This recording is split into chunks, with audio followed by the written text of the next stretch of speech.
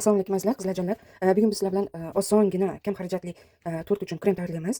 Buni pokritsiyaga ishlatsangiz ham bo'ladi, nachinka uchun ishlatsangiz ham, bezash uchun ishlatsangiz ham bo'ladi. Bu uchun bizga sливочный maslo albatta 82,5% bo'lishi kerak. Сгущенное молоко, variyonni ko'rib turganinglar. Gramovkalarini ham yo'g'ini men описаниеda qoldiraman. Qizlarjonlar, ishimizni sливочный masloni urishdan boshlaymiz. Ko'ryapsizlar, uy sharoitida, ko'rnatli temperaturada yumshoqqina erigan sливочный maslo. Buni hech qachon qattiqligida solib urmaymiz, bo'lmasam suvi chiqib ajralib qoladi. Shuning uchun обязательно yumshoq, shunaqangi mayin bo'lgan holatda mikserlab olamiz. 2 baravariga ko'payadi bu. Mana shunaqangi yengil mikserlab olamiz oldiniga. Ozgina mikserlab olganimizdan keyin skorostiga ko'taramiz. Sizlarga mana ko'rib turganinglardek maslamiz oppoq rangga keldi. Bir baravariga ko'paydi. Shunaqa oppoq massa bo'lib bir baravariga ko'payganda, qo'shadigan ingredientlarimizdan birini qo'shib ketamiz. Endi oz-ozdan biz sug'ushonka, variyonni sug'ushonka qo'shganimiz uchun variyonni sug'ushonkani qo'shib, o'rta skorostda sekin-sekin aralashtirishga boshlaymiz.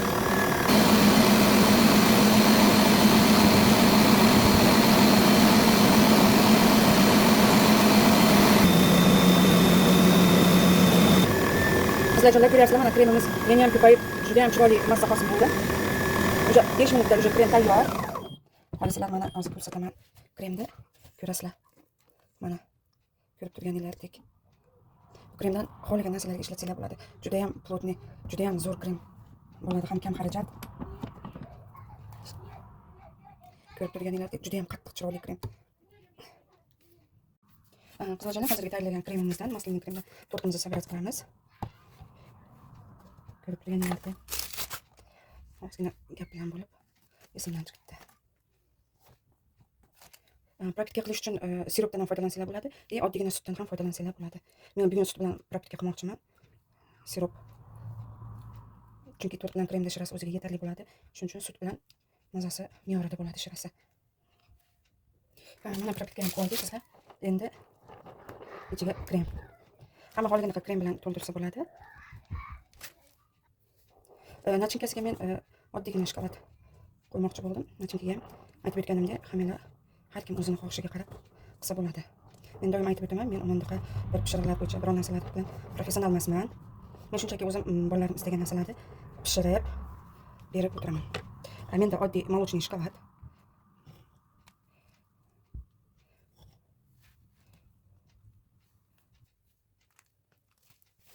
Ikkinchi ko'chamizni qo'yamiz.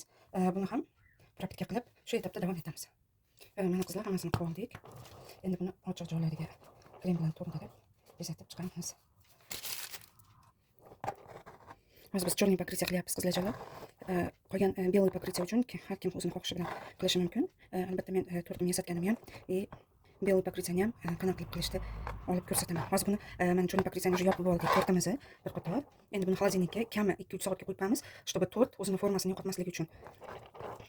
Praktika bo'lib, yana ham kremimiz qatib ushalib turadi. Mana shu bilan tayyor черный покрытияmiz. Qo'llab-quvvatlab, kamchilik bo'lsa kommentariyada yozib ketasizlar degan umid qilaman. Chunki men ham yaqinda boshlaganman video olishni, Instagramga, YouTube'ga qo'yib boryapman. Kunlik o'zim uyda qanday pishiriqlar, qanaqa ovqatlar qilganlarimni qo'ldan kelgancha aytib o'tganimdek qo'llab-quvvatlab, kommentariy yozib, layklarni ayamaydigan degan umiddaman. Sog' bo'linglar. Qizlarjonlar, mana tortimiz 1 soat turdi. Men shashlayotganim uchun ko'p turmadi. Endi bunga ganash, shokoladni ganash qildim. Shuni surganimizdan keyin ustiga har kim xohlaganaqa naqsh bersa bo'ladi.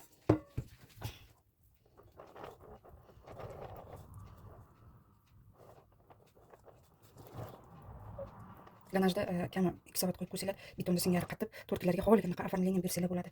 Juda ham chiroyli, mazali. Issiqda kuniga ham kremlar erib oqib, nima bo'lib ketmaydi. Endi bu meni o'zim qilib yurgan kremim, shuning uchun uverенный bemalol aytib sizlarga ham maslahat berishim mumkin. Qizlarjonlar, ganajga surib ketganimizda juda ham tez harakat qilamiz. Bo'lmasam ko'rib turganinglardek tez qatiydi, chunki buni sostavida shokolad borligi uchun juda ham tez qatib qoladi. Yordamga mana men kichkina qizim ham keldi. Qizlarjonlar, mana men даже xolodilnikka 1 soatga ham qo'ymadim ganajni. Ko'rib turibsizlar, уже mana qatigan. Juda ham xolodilnikka qo'ysanglar, betonda singari qattiq bo'lib qoladi. Kuxnya bemalol mehmondorchilikka ham, o'tirishlarga ham, ayniqsa sotuvchilar pirojnilarga ham, qolgan tortlarga ham ishlatsa juda ham chiroyli bo'ladi. Boya mendan oshgan ozgina krem bor edi, shuni hozir birgalikda bezatamiz. Qizlarjonlar, mana tortimiz ham tayyor. Ko'rib turganinglardek, sizlarga bitta surpriz ko'rsatmoqchiman. 4 yashar qizim bor. Qaranglar, ozgina kuxnyaga chiqib, idishimni yuvib kelay deganimcha, уже olib yeb sindirib yeyishni boshlabdi. Xullaslarga polni butun ko'rsataman degan umid edim, lekin bo'lmay qoldi. Shunisiga ham umid qilib qoldim. Hammalarda shunaqa bolalaringlar bormi? bitta narsa pishgan bo'lsa oxirigacha yetmasdan turib yeyishni boshlashadi. Xullas mana albatta keyingi videoyimda ganash bilan shokoladdan karsinka qilishlarni ko'rsataman. Bu qo'ldan kelgancha ko'rib turganingizdek hammanglarga yoqdi degan umiddaman. Sog' bo'linglar, omon bo'linglar. Hammaga yoqimli ishtaha.